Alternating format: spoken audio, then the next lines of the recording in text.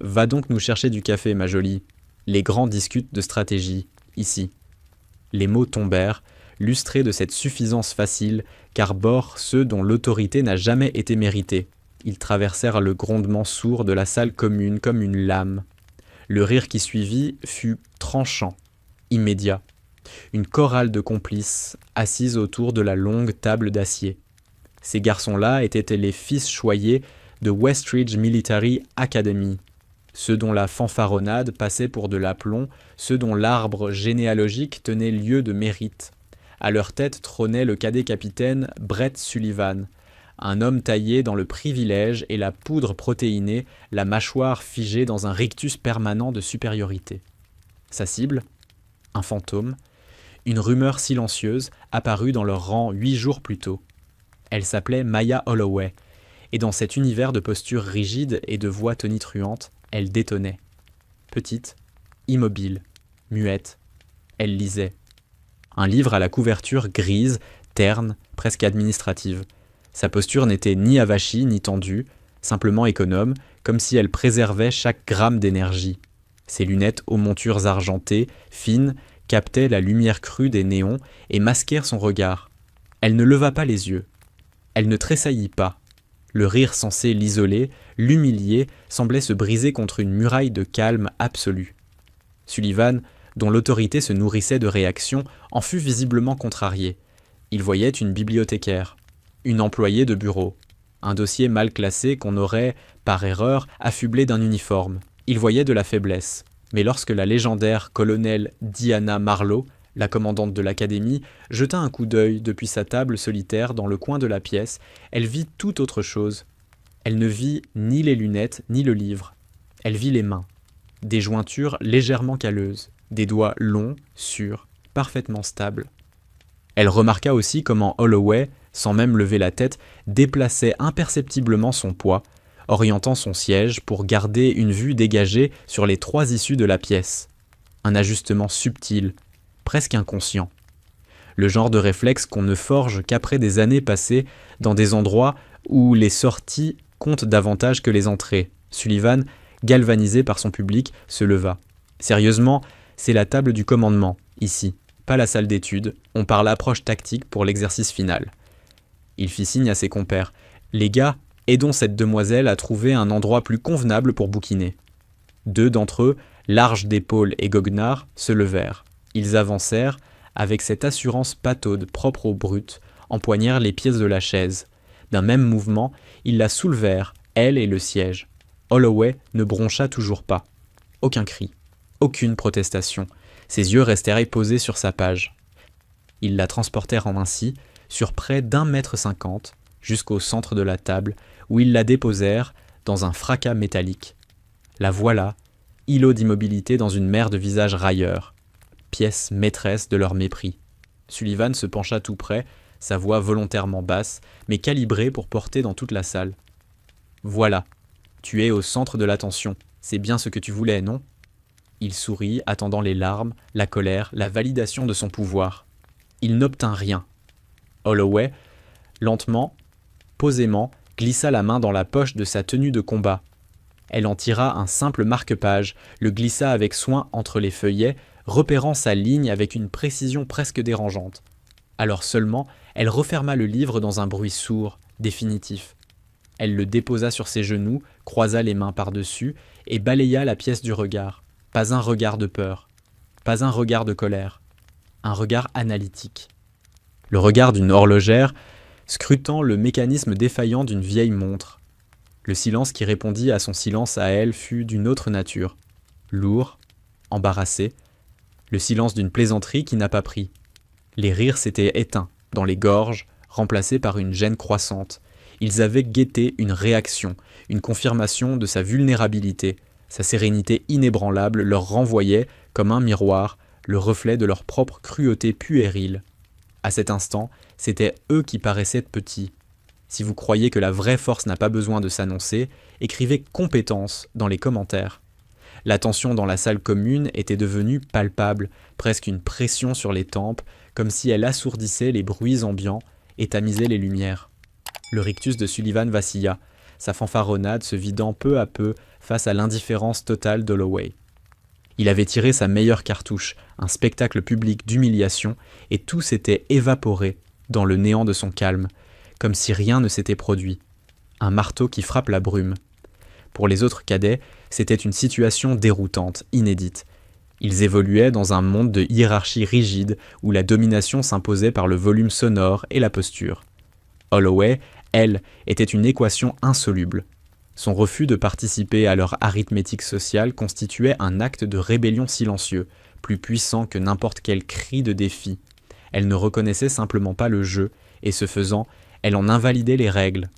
Les deux cadets qui l'avaient hissée sur la table piétinaient maintenant, leur sourire remplacé par des regards inquiets vers leur chef. Mais Sullivan dérivait. Il ouvrit la bouche pour lancer une nouvelle insulte, un nouvel ordre, en vain. Que pouvait-il dire ? Il l'avait placé au centre de l'attention. Et désormais, sous le poids de son observation muette, c'était lui qui se sentait à découvert. La colonelle Marlowe suivait la scène avec une intensité que sa posture détendue dissimulait. Elle voyait les rodomontades de Sullivan pour ce qu'elles étaient, l'armure brutale d'un homme rongé par l'insécurité. Et elle voyait l'immobilité d'Holloway pour ce qu'elle était, la confiance profonde d'une femme ayant traversé des épreuves sans commune mesure avec les mesquineries d'une école militaire. Marlowe fouilla dans sa mémoire, parmi les visages des opérateurs qu'elle avait croisés, les vrais redoutables. Tous partageaient cette même économie de mouvement, cette même surface placide qui dissimulait des abîmes insondables. Ce sont ceux qui ne parlent jamais de leurs exploits parce que la preuve est gravée dans leur être tout entier, visible seulement de ceux qui savent regarder. Marlowe savait. Elle reconnaissait l'archétype. Ce n'était pas une cadette. C'était une professionnelle, délibérément camouflée sous les attributs de la débutante. La vraie question, que faisait-elle ici ? Avant que Sullivan n'ait pu reprendre pied, avant que l'ordre social de la salle ne se rétablisse, un son nouveau fracassa la fragile quiétude. Pas fort, mais perçant. Une stridulation numérique, aiguë, qui transperça les conversations et les pensées, le bruit d'une défaillance catastrophique. Des lampes rouges se mirent à clignoter le long des panneaux de plafond, baignant la pièce d'une lueur pulsée, infernale. Une voix synthétique, dénuée d'émotion, emplit l'espace, répétant en boucle une seule phrase. Brèche de confinement dans le forge. Protocole Oméga activé. Verrouillage total de l'installation. La panique éclata. Les cadets, qui riaient et paradaient quelques secondes plus tôt, se ruèrent hors de leur siège. Les chaises raclèrent et heurtèrent le béton. Cris, questions confuses, brouhaha croissant. Le forge, le cœur de l'académie. Un complexe souterrain d'entraînement à plusieurs milliards de dollars. Une boîte noire de simulation de combat hyper réaliste, censée être infaillible. Le protocole Oméga n'était qu'un mythe, une éventualité théorique réservée à un effondrement si total que le système se scellerait du monde extérieur, transformant toute la structure en tombeau pour confiner ce qui aurait mal tourné. Sullivan, son humiliation oubliée, tenta de reprendre la main. Tout le monde reste calme. Formation en ordre vers la sortie est. Procédure d'évacuation, standard. Mais sa voix n'était plus qu'un bruit parmi d'autres dans le tumulte montant. Les procédures ne servaient plus à rien. Les lourdes portes blindées, à chaque issue, coulissaient déjà avec la finalité inexorable de l'acier massif. Ils étaient pris au piège. Au cœur du chaos, Holloway bougea. Elle ne sauta pas. Elle ne courut pas. Elle se laissa glisser de la table avec une grâce fluide, étonnamment athlétique. Ses pieds touchèrent le sol sans le moindre bruit, tandis que tous fixaient sur les portes scellées, les voyants rouges, elle scrutait l'infrastructure. Son regard suivait les conduites d'alimentation au plafond, les ports de données le long des murs. Elle inclinait légèrement la tête, comme attentive à une conversation que personne d'autre n'entendait. Le langage frénétique, agonisant, d'un système complexe en train de s'autodétruire.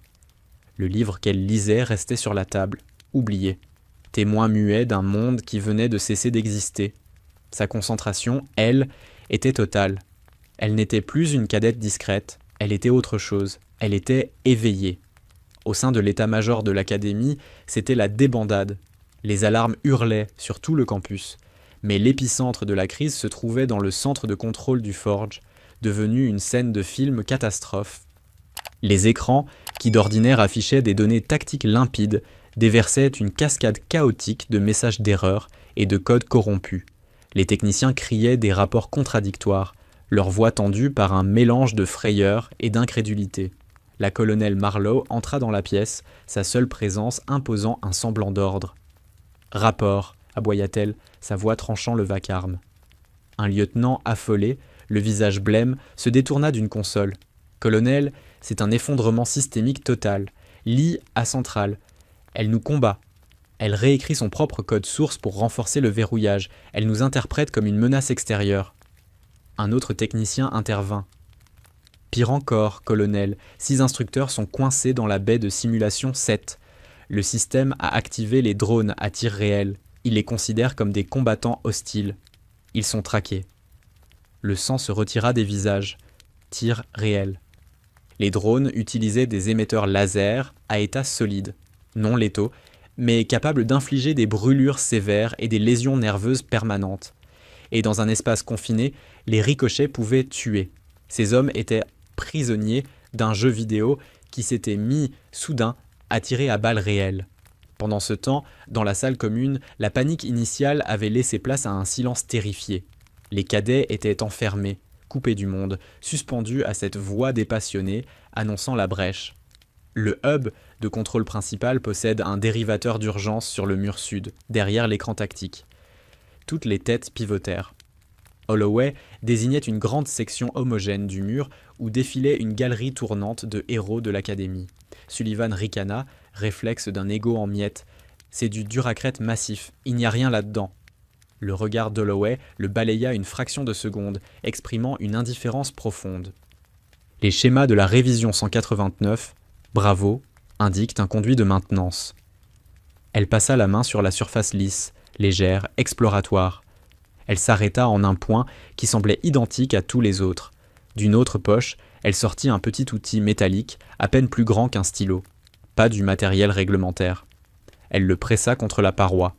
Un bourdonnement grave parcourut la pièce et, dans un chuintement d'air comprimé, un panneau rectangulaire, presque invisible à l'œil nu, s'ouvrit d'un déclic. Derrière apparut un enchevêtrement de fibres optiques et de conduits luminescents. Les cadets eurent un hoquet de surprise, c'était bien réel. Sullivan resta bouche bée. « Mais comment pouviez-vous savoir cela ?» Holloway ne répondit pas. Toute son attention allait au panneau. Ses doigts opéraient avec la précision d'une chirurgienne, redirigeant des câbles, s'introduisant dans des flux de données via un petit écran logé à l'intérieur. Des lignes de code défilaient à une vitesse impossible. Elle ne se contentait pas d'accéder au système. Elle l'affrontait dans un duel silencieux, à très haut risque. Le protocole de verrouillage est renforcé par un algorithme récursif, murmura-t-elle, plus pour elle-même que pour les autres. Il dresse ses propres pare-feux à mesure qu'il progresse. La force brute ne servira à rien. Ses mains devinrent floues. Sur le petit écran, un point rouge pulsait dans la baie de simulation 7, cerné par un essaim d'icônes bleues. Les instructeurs et les drones. « J'ai ouvert un passage temporaire », dit Holloway, sa voix toujours posée, mais traversée à présent d'une urgence indéniable. Le système corrigera la brèche dans 90 secondes. Il faut atteindre la commande manuelle tertiaire. Elle se trouve dans les tunnels de maintenance souterrains. Elle se tourna vers les cadets pétrifiés. Ses yeux, désormais débarrassés du reflet sur ses verres, étaient affûtés, concentrés, et rayonnaient d'une autorité qui faisait paraître la posture antérieure de Sullivan aussi dérisoire qu'un jeu d'enfant. « Si vous voulez sauver vos instructeurs, » dit-elle, sa voix s'abaissant en un timbre grave, sérieux, « vous suivrez mes instructions, à la lettre, et vous courrez. » À l'instant où Holloway donna l'ordre, le sortilège de l'inaction se rompit. Ces cadets, paralysés une seconde plus tôt par la peur et la confusion, furent galvanisés par une force nouvelle, plus puissante encore, la présence indubitable de la compétence. Sa précision sereine, au milieu du chaos général, agissait comme un phare. Ils avaient une mission, un chef, simplement pas celui qu'ils attendaient. Sullivan s'avança le premier, mais sans recevoir d'ordre. Il fit un demi-pas vers Holloway, le visage partagé entre admiration et stupeur. « Qui êtes-vous » chuchota-t-il, sa question restant suspendue dans l'air. Holloway l'ignora. son regard déjà rivé sur la suite. Une autre porte, à l'extrémité opposée de la salle commune, habituellement verrouillée et marquée « Maintenance uniquement », s'ouvrit dans un sifflement pneumatique. Au-delà, un couloir étroit, plongé dans l'obscurité. « En file indienne », ordonna Holloway, sa voix ne tolérant aucune objection. « Le passage que j'ai dégagé est étroit. Le système redirige l'alimentation et toute déviation par rapport aux zones sûres déclenchera des contre-mesures défensives. Arc électrique, plaque de pression, expulsion de plasma. Bougez vite et ne touchez à rien. » Ces mots dressaient un tableau effrayant. Il ne traversait plus de simples couloirs. Il naviguait à travers un champ de mines vivant, un bâtiment retourné contre ses occupants. Elle s'engouffra la première dans le couloir, fonçant dans la pénombre sans la moindre hésitation. Les cadets suivirent, accordant soudain une confiance désespérée à cette femme silencieuse qu'ils raillaient quelques minutes plus tôt. Le passage déboucha sur l'immensité caverneuse des sous-niveaux de maintenance. Un dédale de tuyaux, de conduits, de passerelles métalliques suspendues au-dessus d'un gouffre sombre. L'air était saturé d'odeurs d'ozone et de métal chauffé. Les feux de secours projetaient des ombres longues, déformées, transformant l'architecture familière de l'académie en quelque chose d'étranger, de menaçant. Des étincelles pleuvaient depuis des jonctions surchargées et un grondement sourd, un gémissement de métal sous tension résonnait tout autour. C'est là que la véritable nature d'Holloway se révéla. Elle se déplaçait dans le chaos, non comme une cadette, mais comme une opératrice dans son élément. Ses lions semblaient surnaturellement aiguisés. Elle lançait des avertissements quelques secondes avant que le danger ne surgisse. « Halte !» commandait-elle. Et un instant plus tard, une portion de la passerelle devant eux rougeoyait sous l'expulsion de plasma. « Côté gauche, contre le mur !» lançait-elle, juste avant qu'un câble haute tension ne s'arrache de son support et ne fouette l'air à l'endroit qu'ils venèrent de quitter. Ils ne couraient pas seulement pour leur vie. Ils participaient à un ballet meurtrier, à grande vitesse, chorégraphié par Holloway. Elle était leur guide, leur bouclier, leur seul espoir. Sullivan, juste derrière elle, observait, hébété. Chacun de ses ordres était précis, efficace, juste. Aucune hésitation, aucun doute. Elle lisait l'installation agonisante comme un livre. Le même livre, peut-être, qu'elle parcourait dans la salle commune. Il commença à comprendre. Ce n'était pas de la chance, pas une intuition, c'était une expertise d'un niveau qu'il ne pouvait même pas concevoir. La bibliothécaire, l'employé, le fantôme, c'était la militaire la plus compétente qu'il ait jamais croisée. La fenêtre des 90 secondes se refermait à toute allure. Une nouvelle alarme, plus grave, plus profonde, retentit, signalant que l'IIA centrale avait identifié leur position et tentait activement de les arrêter. Des sections de passerelles se rétractèrent dans les murs, les forçant à bondir au-dessus d'un pic terrifiant. Holloway évoluait avec l'agilité d'une gymnaste, son petit gabarit lui offrant un avantage certain dans ces espaces réduits en cours d'effondrement. Elle ne se retournait jamais pour vérifier qu'il suivait. Elle n'en avait pas besoin. Son autorité était devenue si absolue que désobéir paraissait inconcevable. Ils atteignirent enfin une lourde porte blindée circulaire, marquée d'un panneau modeste, sans relief, régulateur tertiaire de circulation du fluide caloporteur. C'était là. La commande manuelle. La porte était scellée par un verrou électronique d'apparence complexe, à présent éteint, sans courant. « Elle est morte !» haleta l'un des cadets, son espoir s'effritant. « On arrive trop tard. » Holloway ne lui accorda même pas un regard sur le verrou. Elle pointa du doigt une série de boulons de verrouillage massifs, chacun aussi épais qu'un bras d'homme, qui maintenait la porte dans son cadre. Le verrou n'a aucune importance, c'est une sécurité. On ouvre manuellement. Elle désigna Sullivan et 3 des cadets les plus solides. Le mécanisme de libération exige une pression simultanée et soutenue. À mon signal. Elle posa les mains sur une petite vanne à roues. Eux prirent position. À cet instant, sous les éclairages d'urgence vacillants, encerclés par les gémissements d'une machine moribonde, l'ancienne hiérarchie était totalement renversée. Le cadet capitaine Sullivan, image même du commandement, recevait à présent les ordres de la jeune femme silencieuse qu'il avait tenté d'humilier. Sa survie et la vie de ses instructeurs reposaient entièrement entre les mains fermes et capables d'Holloway.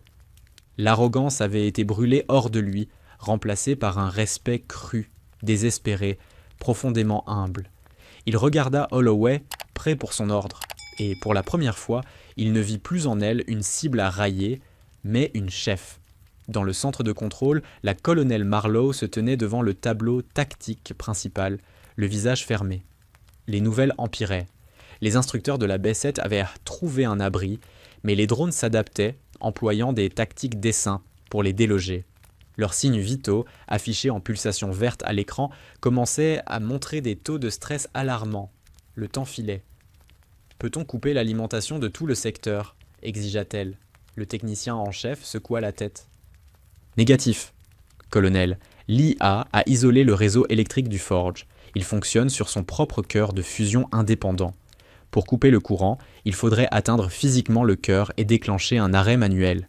Mais la chambre du cœur est scellée par le même protocole. Nous sommes verrouillés hors de notre propre maison. » La mâchoire de Marlowe se contracta. Un piège parfait. Une boucle de sécurité conçue par un génie et désormais maniée par une intelligence hostile, défaillante. Elle sentit un nœud glacé se former au creux de son ventre. Elle allait perdre 6 de ses meilleurs éléments. C'est alors qu'un jeune officier, les yeux écarquillés, désigna un écran secondaire. « Colonel, regardez !» Un nouveau flux de données venait d'apparaître. Brut, lourdement chiffré, mais affichant une cascade de surcharge système provenant des sous-niveaux de maintenance verrouillés. Quelqu'un livrait bataille à l'IA depuis l'intérieur. « Qui est-ce » demanda Marlowe, alors qu'elle connaissait déjà la réponse. Une décharge d'adrénaline, une étincelle d'espoir. Devant la porte blindée, Holloway donna l'ordre. « Maintenant !» Sullivan et les autres jetèrent à leur poids combiné contre les lourds leviers de libération. Le métal hurla, en signe de protestation. Les muscles se tendirent. Les tendons frôlèrent à la rupture. C'était comme tenter de déplacer une montagne. « Tenez !» cria Holloway, la voix elle-même contractée par l'effort, en faisant tourner la roue de la vanne qui résistait avec une force prodigieuse. Ne lâchez pas. Pendant un instant terrifiant, rien ne bougea. Puis, dans un grondement profond qui fit vibrer le sol, l'un des énormes boulons commença à se rétracter. Puis un autre, puis encore un autre. Dans un fracas final, la porte s'ouvrit, dévoilant une petite salle de contrôle vivement éclairée, propre, silencieuse, un sanctuaire au cœur du chaos. À l'intérieur, une console unique, sobre, surmontée d'un grand levier rouge. Holloway s'élança et l'abaissa d'un coup sec. D'un seul instant, la cacophonie des alarmes cessa. Les gémissements du métal sous tension s'évanouirent. Les éclairages rouges firent place à une lumière blanche, stable. Un silence profond, presque sacré, descendit sur l'installation. Dans le centre de contrôle, sur tous les moniteurs, chaque message d'erreur disparut. Une seule ligne s'afficha, en vert, système hors ligne, commande manuelle engagée, tout protocole réinitialisé. Le technicien resta bouche bée. « Ils ont réussi », souffla-t-il. « Quel que soit celui qui était là-dedans, il a réussi. » La crise était terminée. Les cadets s'effondraient contre les parois de la petite salle de contrôle, hors d'haleine, couverts de crasse et de sueur, mais vivants. Sullivan s'appuyait contre la console, les yeux rivés sur Holloway, qui vérifiait calmement les diagnostics, sa respiration à peine plus rapide qu'à l'ordinaire. L'ampleur véritable de ce qu'elle venait d'accomplir commençait à pénétrer son esprit. Elle ne les avait pas seulement sauvés, elle avait, à elle seule, défait une intelligence artificielle hostile et un système de sécurité à plusieurs milliards de dollars, depuis l'intérieur, avec rien d'autre que son savoir et une poignée de cadets terrifiés. Le silence s'étirait, chargé du poids tu de l'épreuve partagée et du renversement total de leur monde connu. Il fut rompu par un bruit de pas approchant, net, autoritaire. La colonel Marlowe apparut dans l'embrasure, le visage indéchiffrable. Elle balaya du regard les cadets épuisés, ses yeux s'attardant un instant sur l'expression abasourdie de Sullivan. Puis, elle passa devant tous et s'arrêta directement face à Holloway. Elle ne dit rien. Elle prit un terminal de données posé sur la console et, en quelques touches, fit apparaître un dossier personnel. Les cadets retenaient leur souffle. Le mystère Maya Holloway allait enfin être levé. La colonel Marlowe orienta l'écran de manière à ce que toute la pièce puisse le voir. Le dossier affiché était lacunaire, en grande partie recouvert de rectangles noirs marqués « Classifiés » en lettres rouges. Mais ce qui n'était pas censuré suffisait à réécrire la réalité de chaque cadet présent. Marlowe se mit à lire. Sa voix était officielle, profonde, chaque mot tombant avec le poids du marteau d'un juge. Nom, Maya Holloway. Grade, également classifié. Affectation actuelle, élève officier, filière commandement, objet de l'affectation, validation préalable à une commission de terrain. Elle marqua une pause, laissant les mots imprégner l'air. Holloway n'était pas là pour apprendre. Elle était là pour cocher une case. Marlowe fit défiler la page suivante. Désignation d'unité. United Special Warfare Command. 9th Cyber Operations Group. Indicatif d'appel, Wraith. Un murmure parcourut les cadets. Le 9e n'était qu'un mythe, une histoire de fantôme que se chuchotaient les analystes du renseignement et les opérateurs des forces spéciales. Une cellule rouge d'élite des forces armées, une équipe de pirates, d'ingénieurs, d'architectes systèmes, dont la mission consistait à éprouver les défenses amies en tentant de les briser. Des fantômes dans la machine, des spectres numériques capables de traverser n'importe quel pare-feu, de contourner n'importe quelle sécurité, des légendes. Spécialité principale, poursuivit Marlowe, sa voix se durcissant, surcharge de systèmes hostiles et guerre asymétrique réseau, décompte de combat, 12, toutes les médailles et citations classifiées, liste trop longue pour être lue à voix haute et entièrement confidentielle. Elle releva les yeux du terminal. Son regard balaya les cadets avant de se verrouiller sur Sullivan. Ses yeux étaient des éclats de glace. Cadet capitaine Sullivan. Il y a 2 ans, le département de la Défense a commandé une nouvelle architecture de sécurité pour l'ensemble de ses installations d'entraînement de nouvelle génération. Un système si avancé, si inviolable, qu'on lui a donné le nom de code Hydra Protocol. La conceptrice principale, l'architecte en chef de tout ce système, se tient devant vous. La révélation s'abattit sur la pièce avec la violence d'un coup physique. L'ironie était d'une profondeur presque comique. La bibliothécaire que Sullivan avait raillée, la jeune femme qu'il avait juchée sur une table, avait conçu la prison même dont elle venait de les sortir. Elle n'avait pas piraté un système inconnu. Elle avait simplement parcouru les couloirs d'une maison qu'elle avait elle-même bâtie, empruntant les passages secrets que seul l'architecte pouvait connaître. Le visage de Sullivan vira au blanc. Le poids écrasant et total de son arrogance, de ses préjugés, de sa monumentale erreur d'appréciation, s'écroula sur lui. Il n'avait pas seulement insulté une camarade cadette, il avait gravement manqué de respect à l'un des actifs stratégiques les plus précieux et les plus secrets du pays. Une nausée le submergea. Marlowe n'avait pas terminé. Elle éteignit le terminal et se mit au garde-à-vous absolu, le dos droit comme une lame. Elle regarda Holloway et, pour la première fois, son expression s'adoucit, remplacée par un respect immense, profond. « Madame », dit-elle, sa voix claire, formelle, s'adressant à Holloway non comme à une cadette, mais comme à un actif supérieur, entre pairs. Le geste de validation était d'une telle puissance qu'il redessina entièrement les lignes d'autorité dans la pièce. Puis Marlowe exécuta le geste le plus respecté de leur monde. Un salut lent, parfait, formel, pas le salut routinier rendu à un officier supérieur. Le salut d'un guerrier à une légende. Maya Holloway, le visage impassible, rendit le salut avec la même précision parfaite. Dans cet échange muet, l'ordre fut rétabli. La vérité, désormais, était officielle. Marlowe abaissa la main et se tourna vers Sullivan, sa voix retrouvant son timbre glacial, autoritaire. « Cadet capitaine Sullivan, vous vous adresserez à cette officière en disant « Madame », puis vous m'accompagnerez jusqu'à mon bureau, où vous passerez les heures suivantes à m'expliquer, dans le plus douloureux des détails, pourquoi il vous a paru opportun de placer l'architecte du Hydra Protocol au centre d'une table de réfectoire. Sullivan ne put que hocher la tête, la gorge trop nouée pour articuler un mot. Le monde qu'il avait connu, fondé sur la confortable assurance de sa propre supériorité, venait de voler en éclats, définitivement. Il avait construit son identité sur l'image du mâle dominant, du chef, du décideur. Il n'était plus désormais qu'un sot. Une cautionary tale, ambulante, une leçon vivante sur les dangers du présupposé, publiquement et entièrement humilié par la compétence silencieuse de la femme qu'il avait sottement sous-estimée, L'histoire se propagea dans toute l'académie comme une onde de choc, d'abord en chuchotements dans les baraquements, en récits incrédules, à voix basse.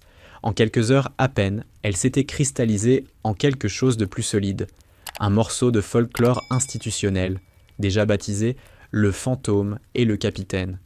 Les détails s'embellissaient à chaque récit. Le nombre de drones supposément désactivés par Holloway, la complexité du code qu'elle aurait écrit en pleine improvisation. Mais le cœur de l'histoire, sa vérité, demeurait intact, puissant. La personne la plus discrète de la pièce avait été la plus dangereuse, la plus bruyante, la plus stupide. La légende d'Holloway devint un outil pédagogique redoutable. Les instructeurs commencèrent à mentionner l'incident dans leurs cours sur le commandement, la conscience situationnelle, l'erreur fatale de la sous-estimation.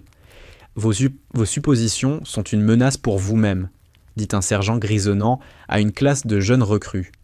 Elles vous tueront plus vite qu'une balle. Cherchez la compétence, pas le charisme. Écoutez le savoir, pas le volume. Cherchez les professionnels silencieux. Cherchez les Holloway.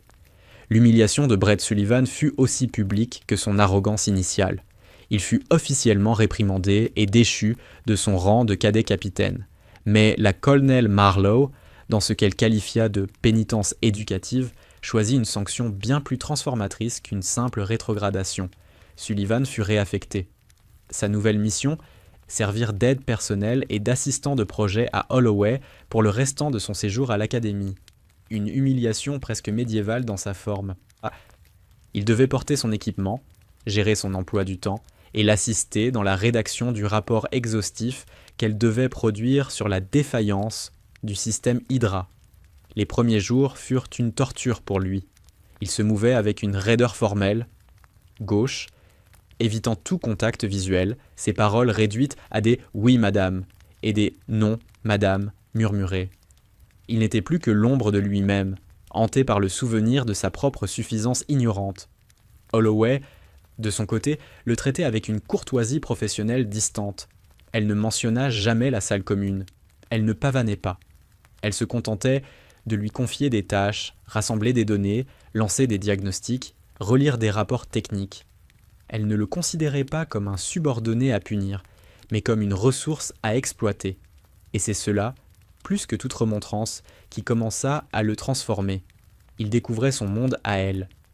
Un monde d'une complexité vertigineuse, d'une rigueur intellectuelle redoutable.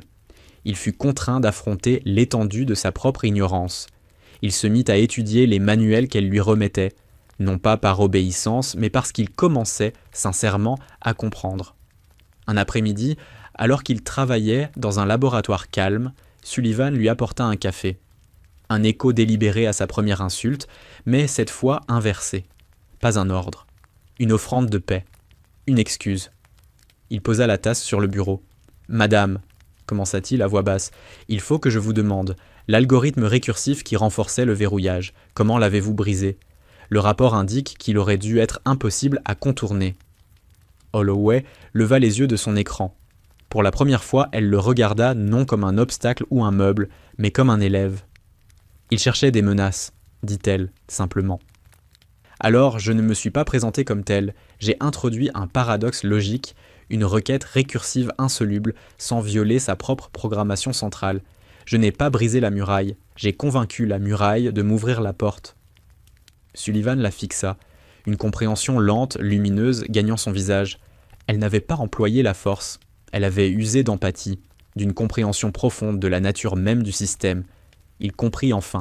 La vraie force n'est pas d'écraser son adversaire, c'est de le comprendre si pleinement que sa force devient la vôtre. Il acquiesça, lentement. « Merci, madame. » C'était le commencement de son éducation.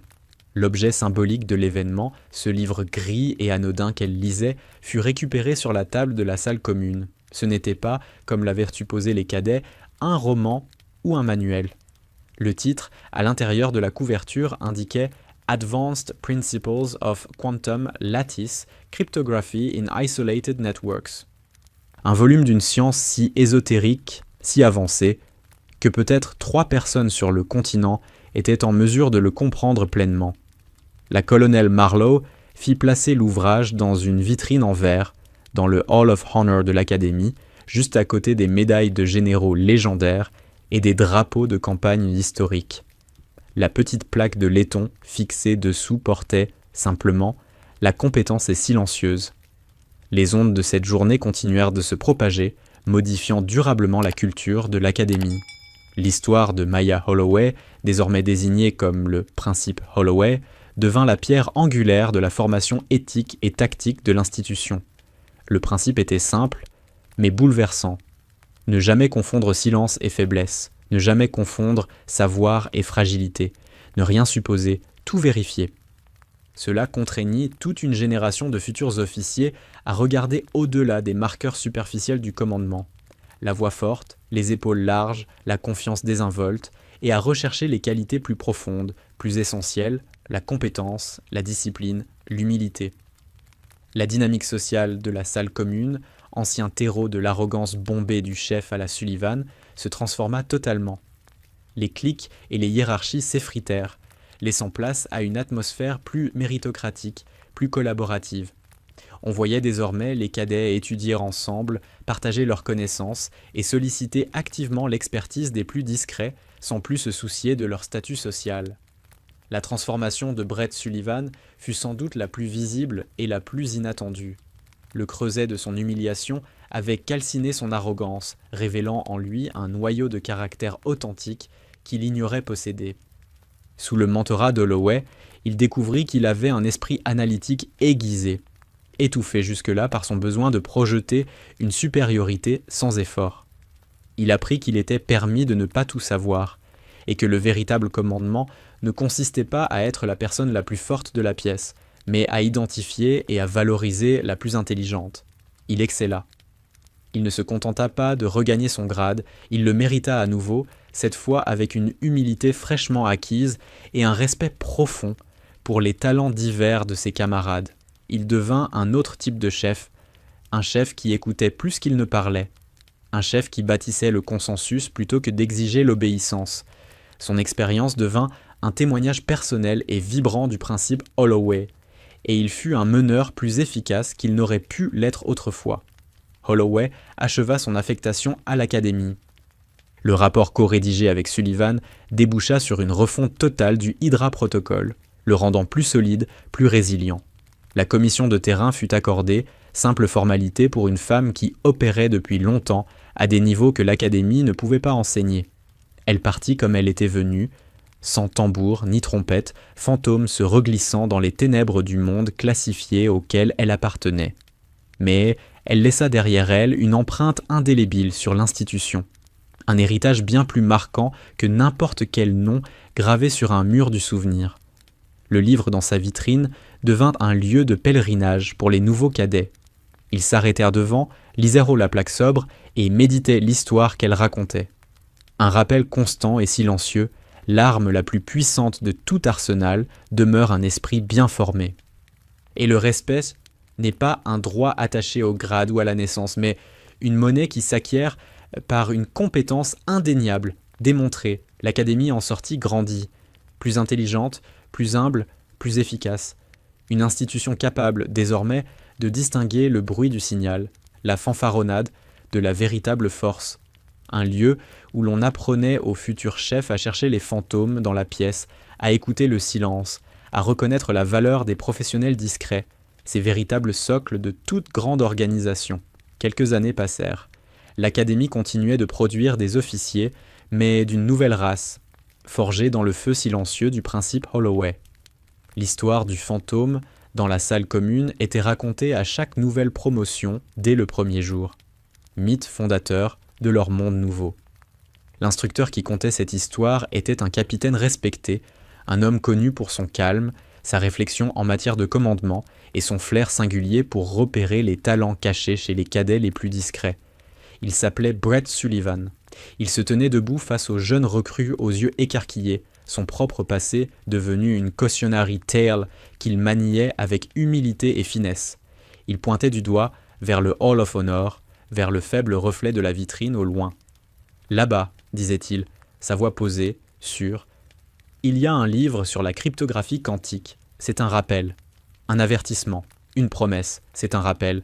La personne que vous négligez, celle que vous écartez d'un geste, est peut-être la seule sur laquelle vous ne pouvez pas vous permettre de vous tromper. C'est un avertissement contre l'arrogance du présupposé, l'ennemi le plus dangereux qu'un chef rencontrera jamais. Et c'est une promesse. Dans cette institution, vous serez jugé non sur le volume de votre voix, mais sur la qualité de votre travail. Non sur votre lignée, mais sur votre performance. Voilà le principe Holloway. Voilà la norme qui vous sera appliquée. Ces mots portaient le poids de l'expérience, l'autorité d'un homme qui avait appris la plus rude des leçons, de la manière la plus publique qui soit. Il était devenu l'incarnation vivante de l'héritage légué par Holloway. Un après-midi limpide d'automne, une haute responsable visitait l'académie. Une femme en uniforme strict de général, sans ornement, le visage calme et intelligent, le regard ne ratant rien. Son insigne d'unité demeurait inconnu, appartenant à un commandement si secret qu'il tenait davantage de la rumeur. C'était Maya Holloway. Elle se tenait au fond d'un amphithéâtre, observant Sullivan s'adresser à une nouvelle classe. Elle l'écouta raconter sa propre folie, son humiliation, sa rédemption. Il ne s'épargnait pas. Il dressait un portrait sans concession de son arrogance passée. Il s'érigeait en exemple de ce qu'il ne fallait pas être. Et en faisant cela, il leur montrait précisément ce qu'était un véritable chef. Quelqu'un prêt à apprendre, à grandir, à reconnaître ses torts et à transmettre cette sagesse aux autres. Quand Sullivan acheva son discours, son regard balaya le fond de la salle et croisa celui d'Holloway. Il lui adressa un signe de tête à peine perceptible, marquant son respect. Le salut silencieux d'un élève à son maître. Holloway lui rendit en retour un petit sourire entendu. Elle voyait en lui la preuve vivante de sa philosophie. Son héritage ne se trouvait pas seulement dans un rapport ou dans un nouveau protocole de sécurité, il se trouvait en lui, dans les centaines d'officiers qu'il formerait, qui à leur tour en formeraient des milliers d'autres. Le véritable héritage n'est pas ce qu'on laisse dans une vitrine. C'est ce qui continue d'avancer dans les cœurs et les esprits de ceux que l'on a inspirés. C'est la compétence silencieuse qui se réplique, l'humilité qui se diffuse, le respect qui se transmet en chaîne, formant une lignée d'excellence qui renforce l'institution tout entière. Les idées les plus puissantes n'ont pas besoin d'être hurlées. Elles se prouvent dans le silence et s'adoptent par inspiration. La leçon de cette journée s'inscrivit dans la trame même de l'identité de l'Académie, étoile guide pour tous ceux qui foulaient ces sols sacrés. Elle enseignait que la force n'est pas l'absence de vulnérabilité, mais sa maîtrise. Elle enseignait que l'autorité est une responsabilité, non un privilège. Le professionnel discret ne cherche pas les projecteurs, mais la solution. Pas le crédit, mais le résultat. Holloway était bien plus qu'une opératrice. Elle était une idée. Une réfutation vivante d'un monde qui confond de plus en plus la célébrité avec la signification et le volume avec la valeur. Son silence était une déclaration. Ses actes, un manifeste. Elle avait prouvé que l'impact le plus profond est souvent l'œuvre de ceux qui s'inquiètent le moins de faire impression. Les cadets témoins de ces actes ce jour-là devinrent des chefs exceptionnels, chacun emportant un fragment de son héritage dans sa propre carrière. Ils apprirent à écouter les voix discrètes lors d'un briefing, à valoriser la vie dissident d'un jeune analyste, à débusquer l'expert anonyme dans l'angle de la salle. Ils comprirent qu'une équipe pleine de mâles dominants, bruyants et confiants, était une faiblesse, et qu'une équipe équilibrée, qui valorisait l'introspection, le savoir profond et l'observation silencieuse, devenait une force impossible à arrêter. Brett Sullivan, dans son rôle d'instructeur, trouva sa véritable vocation. Sa propre histoire de transformation lui conférait une crédibilité unique. Il pouvait toucher les cadets arrogants, trop sûrs d'eux, comme aucun autre instructeur ne le pouvait, parce qu'il se voyait en eux. Il pouvait les détourner du chemin facile de la supériorité et les guider vers la voie plus exigeante, plus gratifiante de la compétence humble. Il ne perdit jamais la leçon que Holloway lui avait enseignée, non par un sermon, mais par une démonstration simple et incontestable. Il enseignait à ses étudiants que l'acte ultime de commandement consiste à créer un environnement dans lequel une personne comme Holloway ne serait pas raillée, mais immédiatement reconnue et écoutée. Voilà, leur disait-il, le signe d'une structure de commandement saine et efficace. Il bâtissait une armée de chefs qui savent chercher les fantômes. Ainsi, la légende perdure. Courant silencieux, puissant, traversant les fondations de l'institution. Une histoire qui se raconte non seulement avec des mots, mais avec des actes. Un signe de tête respectueux à un jeune officier réfléchi, la promotion d'une technicienne brillante mais timide, une quête institutionnelle constante des professionnels discrets qui font le travail sans réclamer les applaudissements. Elle sert de rappel éternel. La personne la plus bruyante de la pièce est souvent celle qui a le moins à dire. Et la véritable valeur, celle qui peut sauver des vies et changer le monde, ne se prouve pas par les mots. Elle se prouve par une compétence calme, posée, inébranlable.